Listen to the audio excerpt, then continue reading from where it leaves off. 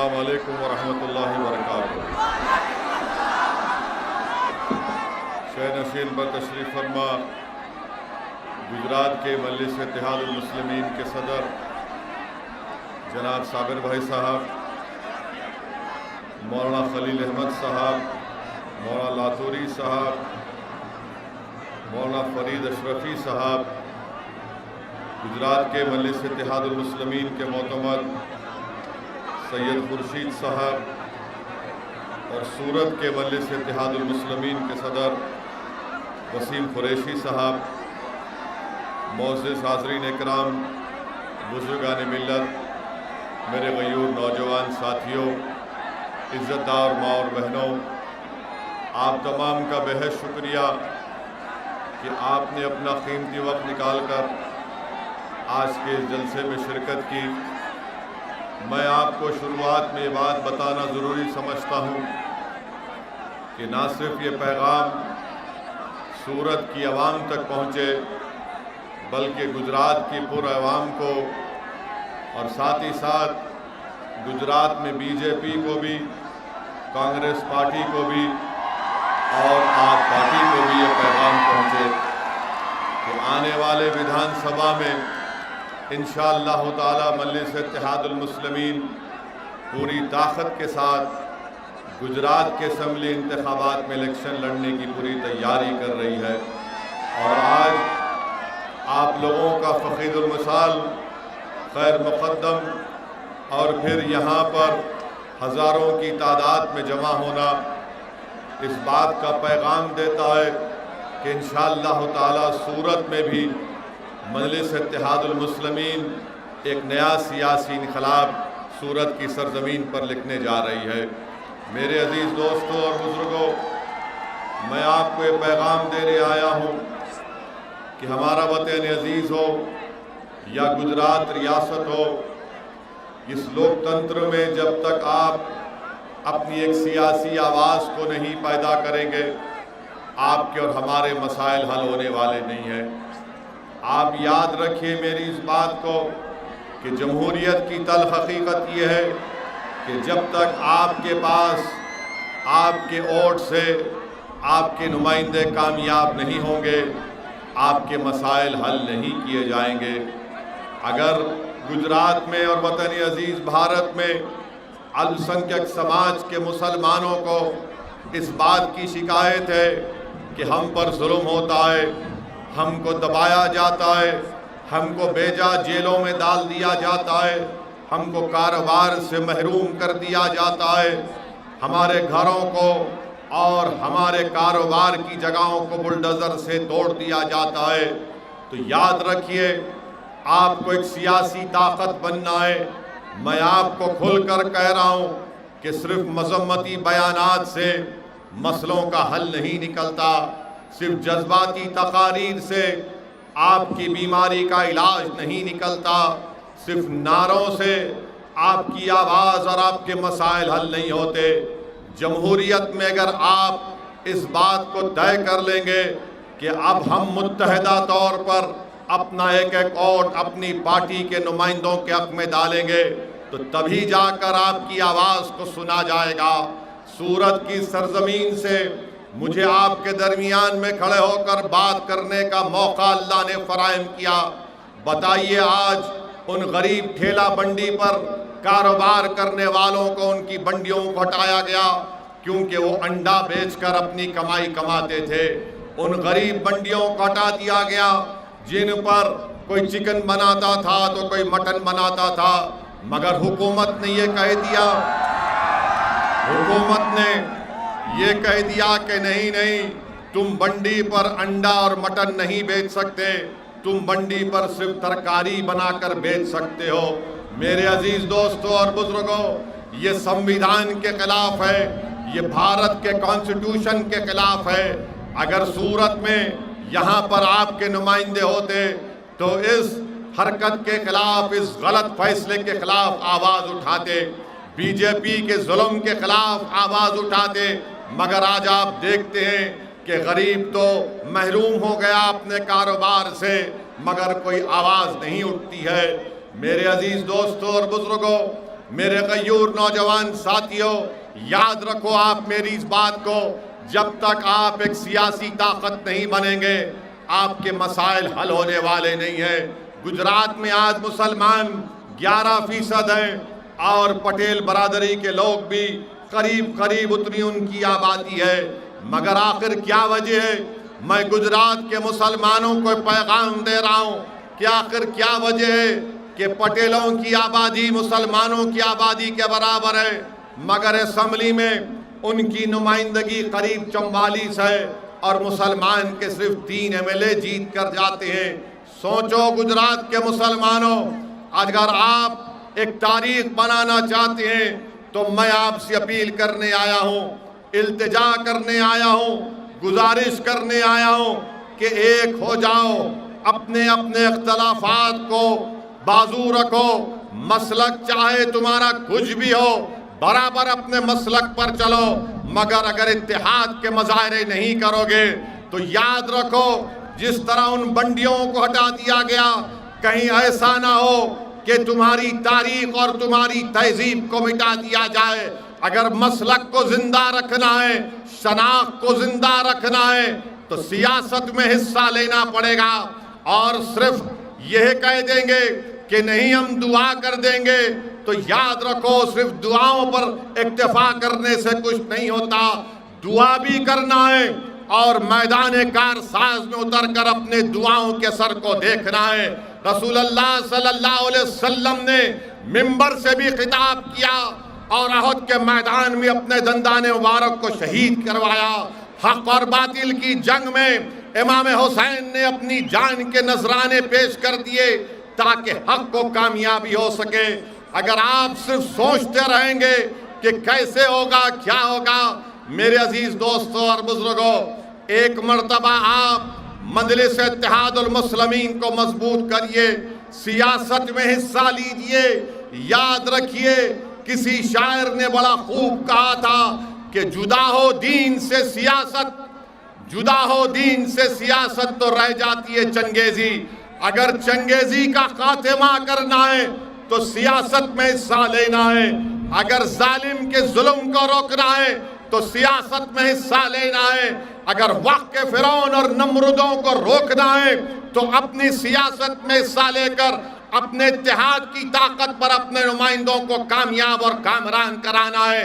अगर कोई आपके दरमियान में आकर ये कहता है कि गुजरात की विधानसभा में अगर मजलिस इत्तेहादुल मुस्लिमीन के अरकान कामयाब हो जाएंगे तो क्या कर लेंगे, याद रखो गुजरात के मुसलमानों, याद रखो भारत के मुसलमानों, आप हुकूमतों को तब्दील नहीं कर सकते, आप अपने वोट से अपने नुमाइंदों को कामयाब कर सकते हैं। अगर कोई ये कहेगा कि अगर गुजरात की विधानसभा में मुसलमान अगर 5-10 मजलिस के कामयाब हो गए तो क्या होगा? अरे क्या होगा जब भारत की पार्लियामेंट में 540 के ऐवान में ये अकेला दीवाना आपकी दुआओं से खड़ा हो जाता है तो पूरी भारत की पार्लियामेंट को सुनना पड़ता है, पूरी भारत की पार्लियामेंट को सुनना पड़ता है। लोग बोलेंगे आपसे कि गुजरात में बीजेपी मजबूत है, बीजेपी की सरकार है, तो हाँ भारत की पार्लियामेंट में मोदी के 300 है, मगर अगर एक दीवाना खड़े हो जाता है तो 300 के सामने सच्चाई बयान करने का मौका मिलता है। तो ये मिजाज गिरामी आपको पैदा करना है। सुनो मेरे सूरत के नौजवानों, मैं उलमाए कराम की और मशाइखीन उज़्ज़ाम की मौजूदगी में लबकशाई कर रहा हूँ। सुनो आप मेरी इस बात को, मैं गुजरात को अपने लिए नहीं आया हूँ, मैं गुजरात को अपनी इज्जत और मकबूलियत या अपनी अना की तस्कीन में इजाफा करने के लिए नहीं आया हूँ। मैं अगर गुजरात को आया हूँ और आता रहूँगा तो एक ही मकसद है कि आपकी क़ियादत बने, आप नेता बने, आप लीडर बने, आपके दिलो दिमाग से खौफ दूर हो जाए, बराबरी का हिस्सा आपको मिले और आपको इज्जत की निगाहों से देखा जाए। मेरे अजीज दोस्तों और बुजुर्गों, ये उस वक्त मुमकिन है जब आप मुत्तहदा तौर पर मजलिस इत्तेहादुल मुस्लिमीन के हक़ में अपने वोट का इस्तेमाल करेंगे। इल्ज़ाम लगाने वाले इल्ज़ाम बहुत लगाते हैं, कोई इल्ज़ाम लगाएगा कि ओवैसी के भाषण से बीजेपी को फायदा हो जाता है। कोई कहेगा कि मजलिस के इलेक्शन लड़ने से बीजेपी का फायदा हो जाता है। मैं आपको बता रहा हूं कि मेरे भाषण से ना हमारी पार्टी के इलेक्शन लड़ने से किसी को फायदा या नुकसान नहीं होता। मैं इलेक्शन लड़ता हूं तो मेरी पार्टी को फायदा हो। मैं इलेक्शन इसलिए नहीं लड़ता कि किसी को फायदा पहुंचे या किसी को नुकसान पहुंचे। इल्जाम लगाने वालों इल्जाम लगा लो। जब तक अल्लाह असदुद्दीन ओवैसी को जिंदा रखेगा मैं अपना काम करता रहूंगा। जब तक अल्लाह सुब्हानहू तआला अपने फजल और करम से मेरे जान और माल की हिफाजत करता रहेगा मैं बोलता रहूंगा, मैं लड़ता रहूंगा। हाँ, कोई गम की कोई बुरी बात नहीं है कि अगर मैं खड़े होकर ये कहता हूं कि मैं भारत के गरीब और मजलूम आवाम के लिए एक आवाज उठाता हूं। मुझे कोई शर्मिंदगी नहीं है इसमें, इस बात को कहते हुए मुझे कोई शर्मिंदगी नहीं है अगर मैं खड़े होकर कहता हूं कि मैं दलित और आदिवासियों के हुकूक का मुतालबा करता हूं। मुझे कोई डर नहीं होता अगर मैं कहता हूं कि भारत के मुसलमानों को संविधान के मुताबिक उनका जायज मुकाम मिलना चाहिए, तो कोई डरने की जरूरत नहीं है। भारत के मुसलमानों, सूरत के मुसलमानों, गुजरात के मुसलमानों, हमको अपना हक हासिल करना है। हम अल्लाह से डरने वाले हैं, किसी इंसान हुकूमत से डरने वाले नहीं बन सकते हैं।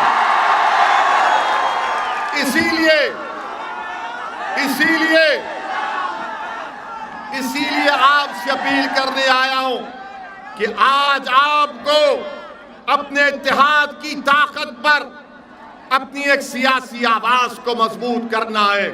छोड़ दीजिए उन कांग्रेस पार्टी को जो अनकरीब में कांग्रेस पार्टी भारत से के सफ़े हस्ती से खत्म होने जा रही है इंशाअल्लाह ताला। कांग्रेस पार्टी नहीं मुकाबला कर सकती बीजेपी और मोदी का। अगर कोई जानता है कैसे बीजेपी को रोका जाए तो उसका नाम असदुद्दीन ओवैसी और मजलिस इत्तेहाद मुस्लिमीन है। ये कांग्रेस के कायदीन राहुल गांधी में दमखम नहीं है कि मोदी को रोक सके, ना मोदी का जवाब दे सके। मेरे अजीज दोस्तों और बुजुर्गों, पिछले 25 साल से गुजरात में बीजेपी कामयाब हो रही है।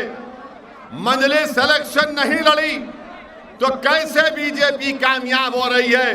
तो मालूम हुआ कि गुजरात में बीजेपी और कांग्रेस का एक टाका है, एक रिश्ता है।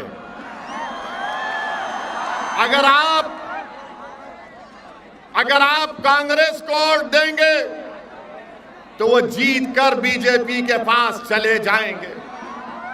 जैसा कि पिछले विधानसभा के चुनाव में कांग्रेस के 12 विधायक जीतकर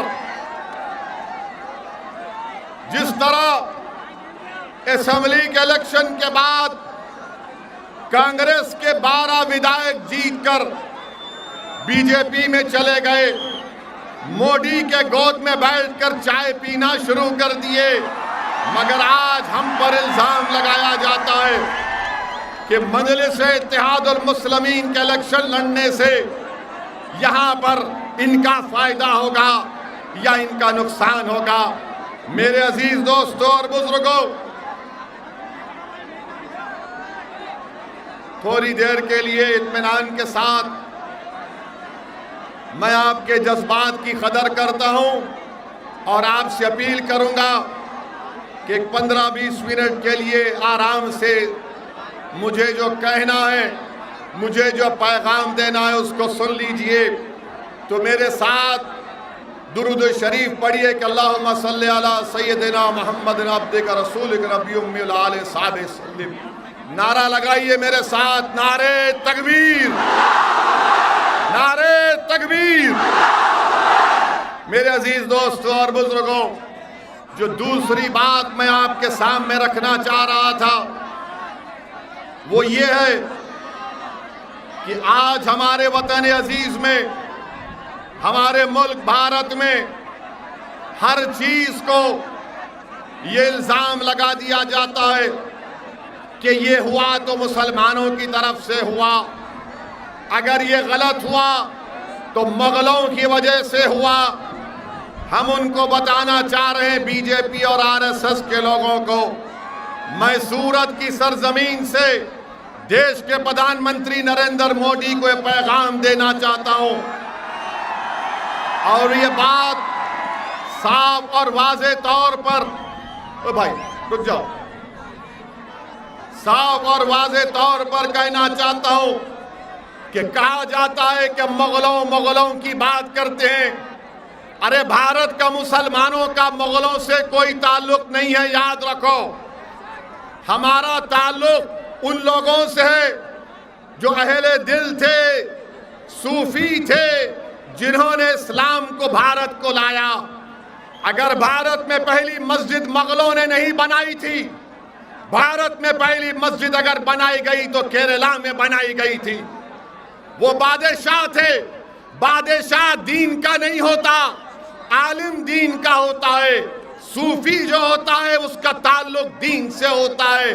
मगर बीजेपी मुगलों को मुसलमानों से जोड़कर कहती है नहीं, वो 600 साल पहले ऐसा हुआ था, 500 साल पहले ऐसा हुआ था, 450 साल पहले तोड़ी गई, अब हम उसमें खोद के देखेंगे।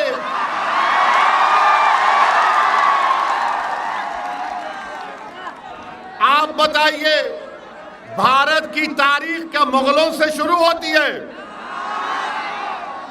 भारत, ये जो भारत बना, अगर कोई संगी आपसे कहेगा, कोई अगर मुसलमानों का दुश्मन आपसे कहेगा कि आज मुगलों की वजह से ऐसा हो रहा, तो उनसे पूछना भारत कैसे बना।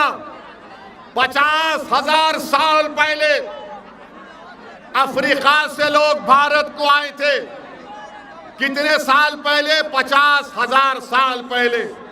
40,000 साल पहले ईरान से किसान आए थे।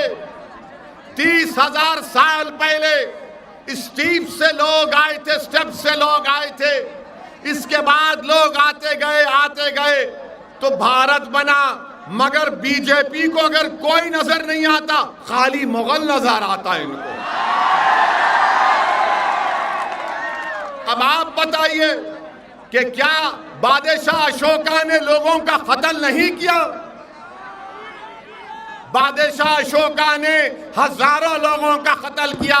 बोलो आरएसएस वालों, अशोका के बारे में तुम्हारी राय क्या है? क्या यह बात सच नहीं है कि पुष्यमित्रा ने बुद्धों की मंदिरों को तोड़ा? इसकी बात क्यों नहीं करते बीजेपी और संघ परिवार के लोग? मगर बोलेंगे नहीं, ताजमहल के नीचे जाकर देखेंगे, ताजमहल के नीचे क्या मिलेगा आपको? नहीं, हम खोद के देखेंगे क्या मिलेगा। तो क्या मैं भी खड़े होकर कह दूं कि देश के प्रधानमंत्री मोदी जिस घर में रहते हैं उसके नीचे भी मस्जिद है, खोदी जाए?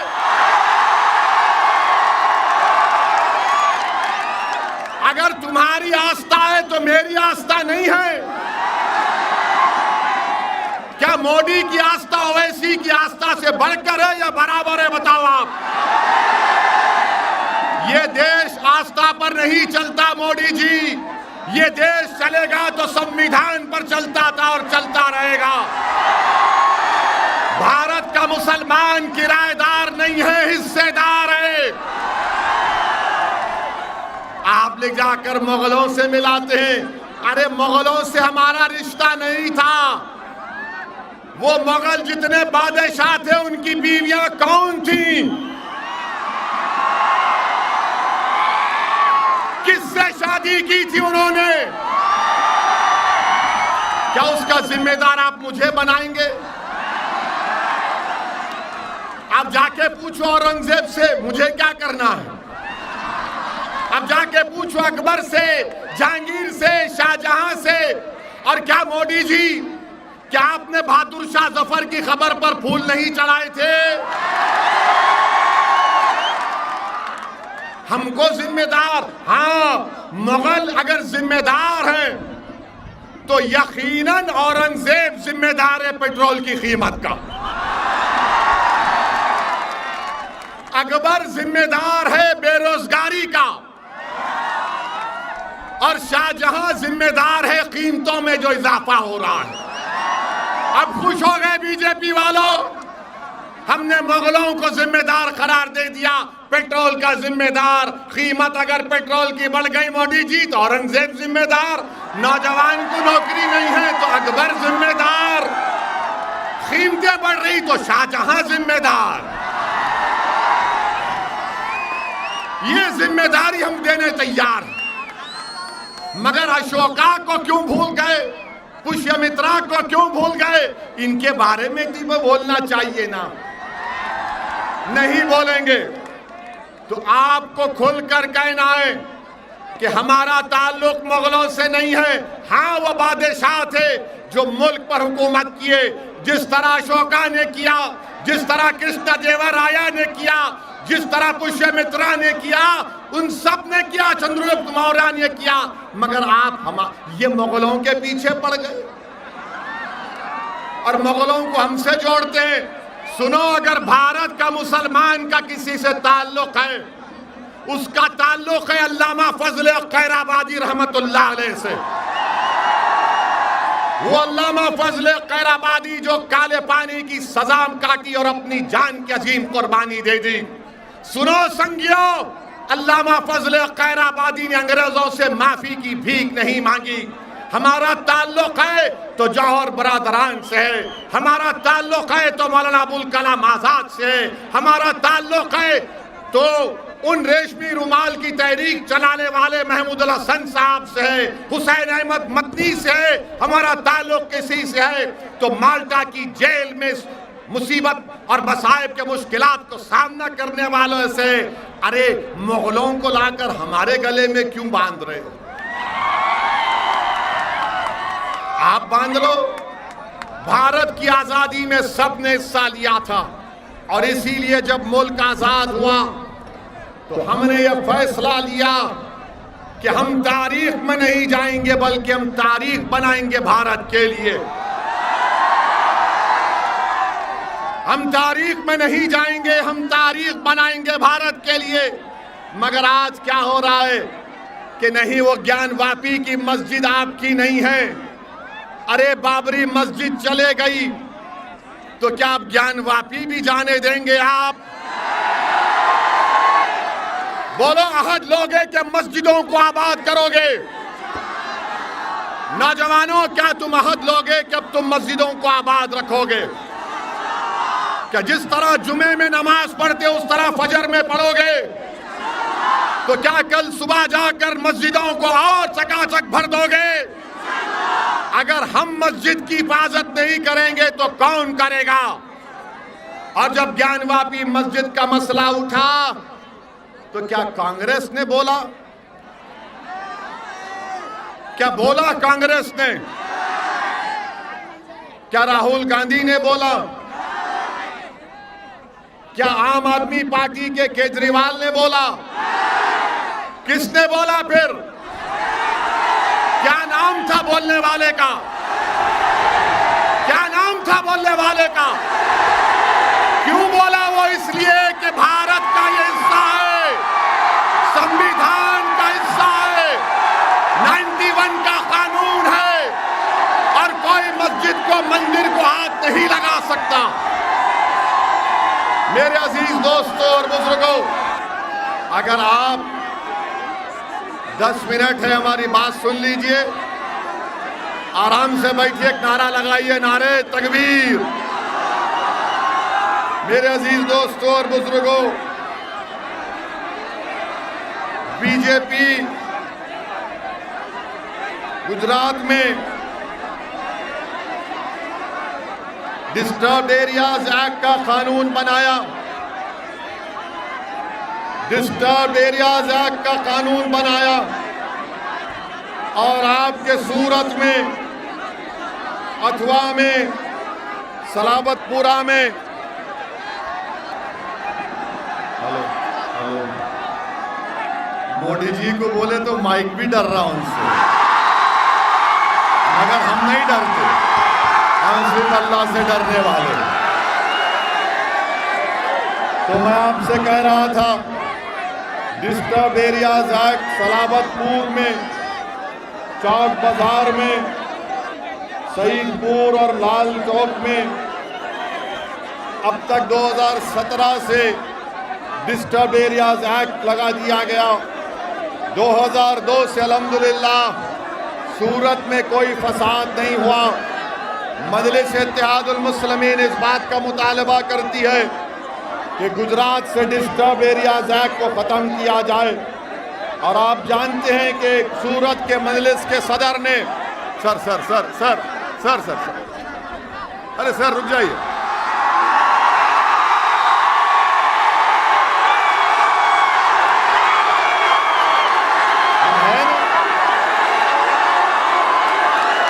तो सूरत में मजलिस के सदर ने यहाँ पर जो फलाई काम किया, मैं उनको मुबारकबाद देता हूँ। और ये बताना चाहता हूँ कि गुजरात में सिर्फ 26% मुसलमान मैट्रिकुलेशन मुकम्मल करते हैं और दूसरे लोग हमारे हिंदू भाई 41% मैट्रिकुलेशन मुकम्मल करते हैं। तो मेरी आपसे गुजारिश है कि आप मजलिस इत्तेहादुल मुस्लिमीन का साथ दीजिए।